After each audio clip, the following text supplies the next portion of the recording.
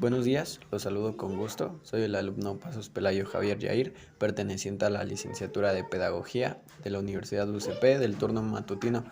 Este video es para revisar los antecedentes de la educación pública en México a partir del siglo XX. Una de las personas más influyentes del siglo pasado fue don Justo Sierra, quien en alguna ocasión ocupó el cargo de Secretaría de Instrucción Pública.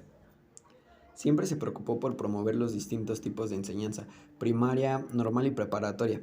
Sin embargo, la idea que venía proponiendo desde 1881 era la creación de escuelas de altos estudios. Su proyecto finalmente se hizo realidad en la Ley de 1910. Concebía la universidad como algo diferente a lo que había sido la instrucción colonial o bien lo que eran las universidades norteamericanas. Pensaba en una universidad que se apoyara en la realidad mexicana, que gozara de autonomía científica y entendiera las necesidades tanto de docencia como de investigación, la cual se realizaría en los campos de los estudios históricos, jurídicos, arqueológicos, económicos, literarios, políticos y artísticos. En 1917, la función educativa del Estado se concibió como expresión de lucha por la justicia social. La laicidad se convirtió en ideario. Para poder aprender, siempre tienes que ser libre de cualquier tipo de creencias. Tienes que separar las creencias religiosas de las creencias educativas. En 1921 llega la fundación de la SEP. Se creó la Escuela Popular y se emprendió una campaña nacional de alfabetización. Este es un factor importante porque más personas aprenden a leer y a escribir en México. Lo que busca es un mayor criterio en la sociedad mexicana y por ende una mayor calidad de vida para las personas que habitan nuestro país. En 1930 se emprendió una revisión a la asignatura de civismo en un contexto entre las políticas internacionales y la fuerza de la tradición nacional en materia educativa. ¿Qué tanta fuerza tienen las tradiciones en la educación mexicana? En 1946 se reforma el artículo 3, que plantea el carácter laico, democrático y nacional de la educación pública.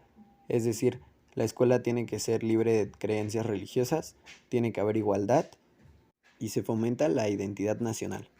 En 1959 aparecen los textos gratuitos y obligatorios con contenido de enseñanza y principios de igualdad de políticas educativas. Las políticas educativas siempre van a afectar al país porque benefician al país que las crea, no al país que las aplica. En 1968 ocurre uno de los capítulos más trágicos para la historia mexicana y la educación, la matanza de Tlatelolco. El rector de la Universidad Nacional, Javier Barros Sierra, renunció a la protesta por la invasión a la autonomía universitaria. El movimiento estudiantil solo fue contenido hasta la tarde del 2 de octubre. Ese día se había convocado una nueva marcha de protesta que partiría de la Plaza de las Tres Culturas en Tlatelolco. Cientos de soldados rodearon el sitio. Cuando los estudiantes anunciaban que se cancelaba la caminata para evitar la violencia, inició una balacera contra la multitud, dejando a miles de estudiantes muertos. De 1970 a 1976 se reformó el Plan de Estudios de la Educación Básica con base en nuevos criterios que enfatizaron una formación armónica con capacidad creadora y una educación democrática.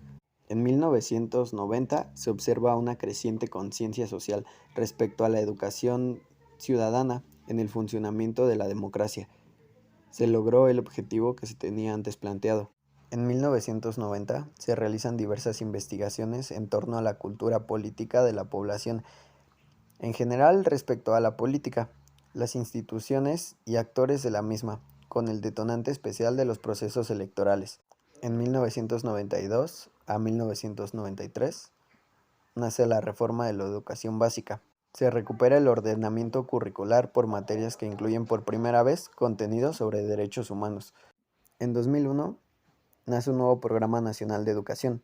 El tema de los valores tiene una presencia discursiva relevante y se habla de una educación que, además de ser equitativa, de calidad, perteniente e incluyente, deberá ser formativa e integral, vinculada con la construcción de una ética pública.